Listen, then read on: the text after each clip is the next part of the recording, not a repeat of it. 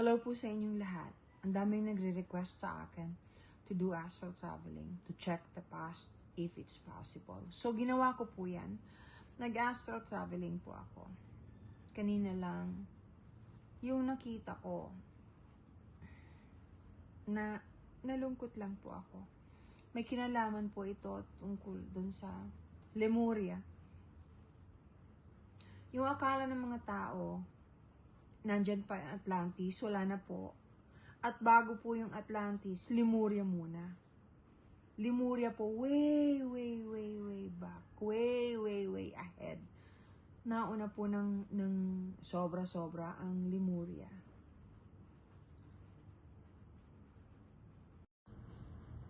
Ang Lemuria po ay napakagandang lugar. Kung merong tinatawag na Golden Age, siguro yun na yung panahon na yun. Yung mga nandoon sa Lemuria, most of them are Pleiadians na nag-volunteer to uplift the energy of the earth and to help the humans. So, sila po yung nagpapatakbo ng Lemuria. Ang Lemuria po, ang energy noon ay from the heart. Hindi po katulad ng Atlantis. Ang Atlantis po ay very masculine. Ang orientation ng Atlantis ay technology. Ang teknolohiyang advanced ng Lemuria ay galing po sa enerhiya ng puso at ng crystals. Everything was in harmony. Everything is very beautiful. They communicate through mental telepathy, through energy, and through sound. They completely understand each other, and there's always honesty.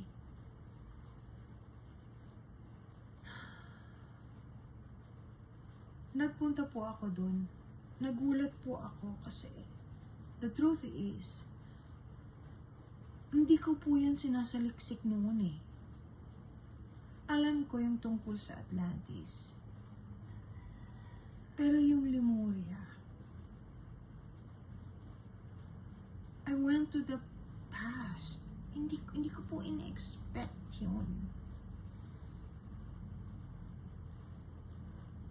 Habang nagta-travel po ako, while I was there, meron pong sumalubong sa akin isang female, feminine energy o being who's so kind. Sabi sa akin, we missed you. I'm glad you visited, or something to that effect. Ano po, ibig ko sabihin, because she was talking to me telepathically. Hindi naman po verbal ang communication namin, but it's so natural. Sabi niya, this is the past. This is where you came from. You volunteered, and this is how beautiful it is. The energy is so pure. Crystals are helping us. But unfortunately, after a while, may nakapasok na negative energy. Nag-uumpisa po ako lumuha. Alam niyo, nag-astral traveling ako, but physically, nararamdaman ko yung luha ko tumutulo.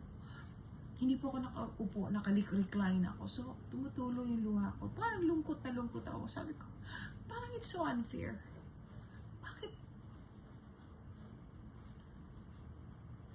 Bakit kahit ganong pagpipilit ng karamihan, ng collective na ayusin at maging maganda at maging mahinahon at mapagmahal ang bawat nilalang, palaging may pumapasok na negatibo. Yung mga ganon. It frustrated me to find out. I became so frustrated because I never knew that was possible. Anyway, akala ko nun kasi the Atlanteans were, well, not all, but some of them were the reason why Lemuria got devastated o nawala. Ano po, nung naramdaman po ng Lemurians Pleiadians. Kasi most of them are Pleiadians, na nagbumabalang. Na magkakaroon na ng devastation, madudurog na, mawawala na ang Lemuria. They were able to prepare for it in a way because hindi naman po kasi yon abrupt yung hindi naman abrupt yung pagkagunaw ng Lemuria. Record nila sa mga crystals yung lahat ng kanilang kaalaman at may mga nagbabantay. Ngayon, unti-unting lumalabas yan. Kasi itong panahong ito, binibigyan ng pagkakataon ang humankind na maayos natin ulit ang mundo. We are connected to everything. Everything is energy. Everything is frequency. Kung alam nyo lang, lahat ng ginagawa nating kabalahuraan sa mundo, sa Mother Earth, tayo rin ang nagbabayad. Tayo rin po ang magsasuffer. Lahat ng pananakit sa mga hayop, pagsira sa kalikasan, tayo rin po. Konektado tayo dyan. Yung mga taong palaging galit, na wala nang ginawa kundi mang-bash, that's very negative.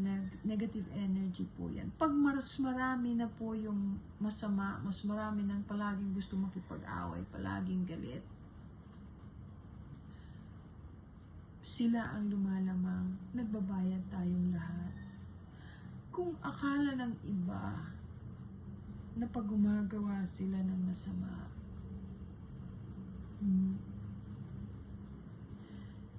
hindi sila madadamay sa kasamaang ginagawa nila, hindi po.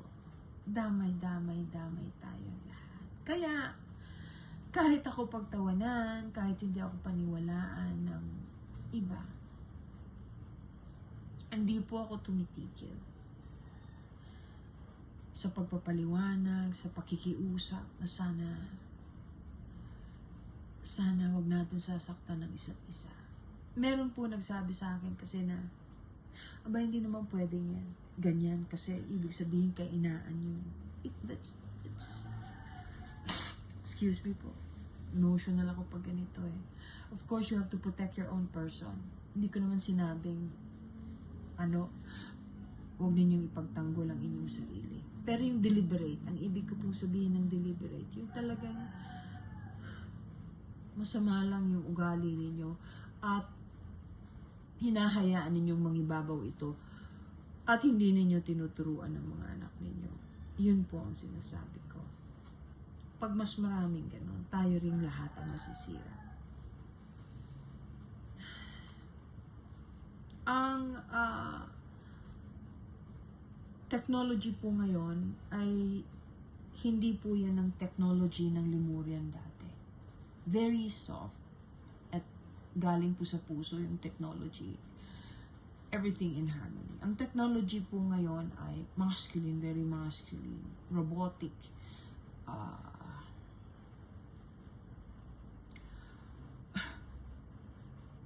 ang artificial intelligence po ngayon ay para ng tao. At ang mga tao para ng artificial at robot. Nagkabaliktad na. Yun po.